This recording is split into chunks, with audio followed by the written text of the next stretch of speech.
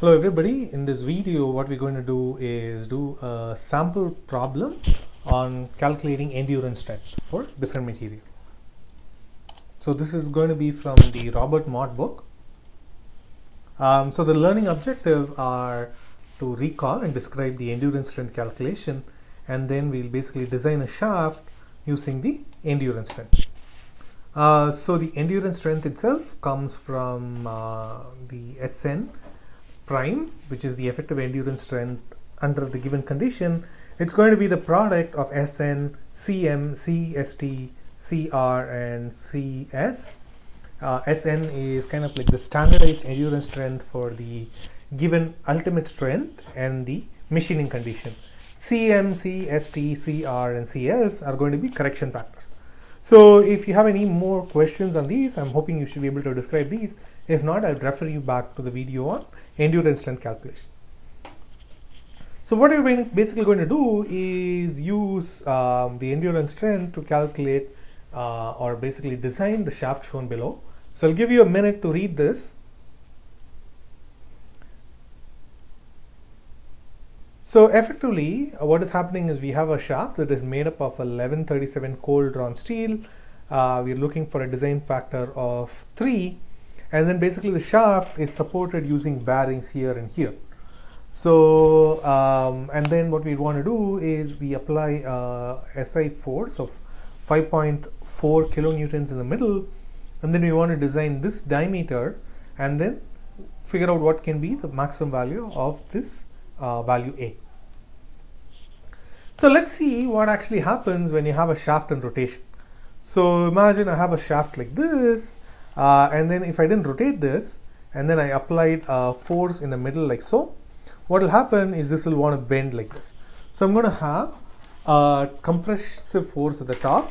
So if I basically put C here, like put it in blue here, that's going to be a compressive force. So this is going to be C, and then there's going to be a tensile force T at the bottom here. Now when the shaft actually rotates, what is going to happen is this two are going to switch places, and so the part that was actually in tension with respect to the shaft is going to become a compressive load or a compressive stress, and then vice versa. So if you think of the external frame, it's going to be a compressive stress at the top and the tensile stress at the bottom. If I was standing on the shaft and then imagine the shaft actually rotates, I basically switch sides.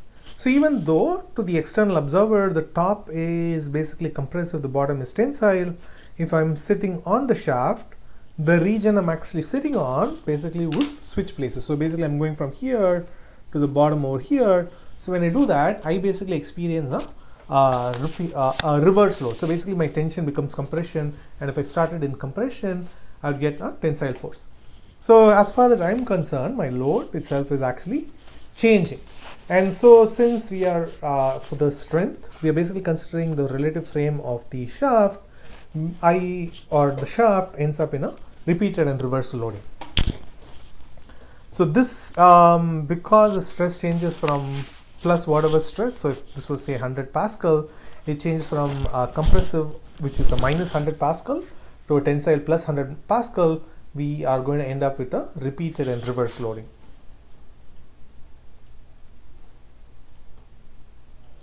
So coming back to our problem, what we can actually do is treat the shaft as a simply supported beam. So the bearings itself do not apply or support any moment. So this shaft actually acts like a simply supported beam. So we'll find that the shaft itself can be viewed, the bearings can be viewed as a simply support because they are not going to offer any moment to them. So the beam can be viewed as a simply supported beam, and by equilibrium equation we can find that Ra would be equal to Rb would be equal to 2.7 kilonewtons.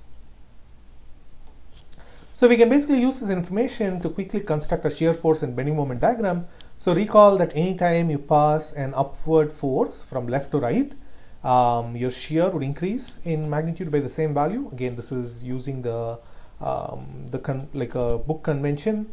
And if you pass a downward force, it decreases by the same value. So by that argument, what is going to happen is here at the very beginning my shear is going to increase by 2.7 kilonewtons. It's going to stay the same till I encounter the 5.4 kilonewtons downwards, and then my shear force is going to drop by 5.4 kilonewtons, which gives me negative 2.7 kilonewtons. I go horizontally, and then at the end I go back up, and then my shear force is 0. To get the bending moment, I'm just going to simply integrate the shear force. So this region is going to be 2.7 kilonewtons, the other region is going to be minus 2.7 kilonewtons. So if I integrate that, I'm basically going to get a line which is 0 plus 2700 times x, and the peak value here is going to be 337.5. This comes from multiplying 2.7 kilonewtons with 250 millimeters. So the other side is just going to be the mirror dropping down like so. So let's think about what is going to affect the value of D. So I'm again only considering the bending stress. So if I look at the bending moment diagram and then look at the region where D could potentially occur, so D would basically kind of span this region over here. In that region, the maximum moment is going to be 337.5 millimeters. So keeping that in mind, if we can choose a D so that the corresponding stress is less than Sn prime, and when I say that, that is going to be Sn prime divided by the design factor, then my design would be safe. So what affects A? So A can be in any of this region here. As I increase A moves more and more to the right. So my moment at the location of A instead of here could be here.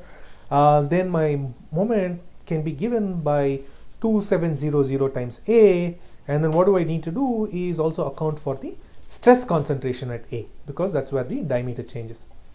So if I can choose the value of A so that the corresponding stress times the stress concentration factor Kt is less than Sn prime divided by n, then my design would be acceptable.